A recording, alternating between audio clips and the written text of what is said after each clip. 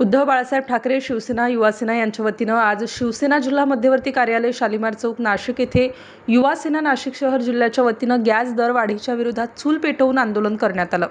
आधीच जनता महागाईने होरपळलेली असताना केंद्र सरकारने अन्यायकारक गॅस दरवाढ केली आहे। ही दरवाढ सर्वसामान्य जनतेला महागाईच्या खाईत लोटणारी असून करण्यात आलेली गॅस दरवाढ त्वरित रद्द करण्यात यावी यासाठी हे आंदोलन करण्यात आलं। या प्रसंगी युवासेनेचे कार्यकर्ते पदाधिकारी मोठ्या संख्येने उपस्थित होते। शासनाच्या विरोधात या प्रसंगी जोरदार घोषणाबाजी करण्यात आली।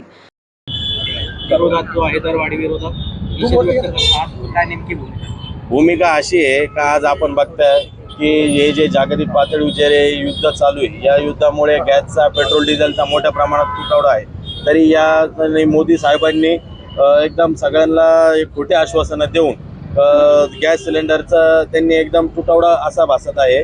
आणि हे जे आहे येणाऱ्या काळात हे गॅस सिलेंडर हे बंद होणार आहे।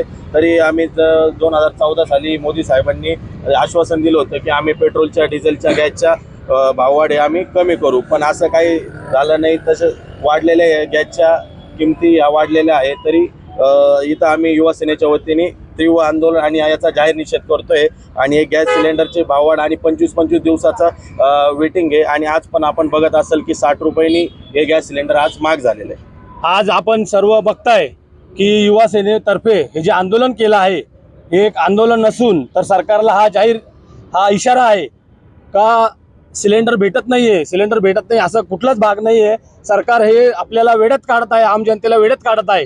काय सिलेंडर भेटतंय तर कसं भेटतंय ते तर कमी पैशाने नाही भेटत, जास्त पैसे देऊन ते सिलेंडर ब्लॅकने विकताय। कुठून विकताय? साठा नाहीये सरकारकडे, तर मग साठा येतो कुठून? गरिबांवर हा पूर्णपणे अत्याचार होत आहे। आम्ही आज युवासेना ठाकरे गटाच्या वतीने हा सरकारला इशारा देतोय की येत्या काळात जर सामान्य नागरिकांना पुरवठा सुरळीत झाला तर ठीक आहे, नाही तर ठाकरे गट। स्टार न्यूज साठी मोहसिन पठाण, नाशिक।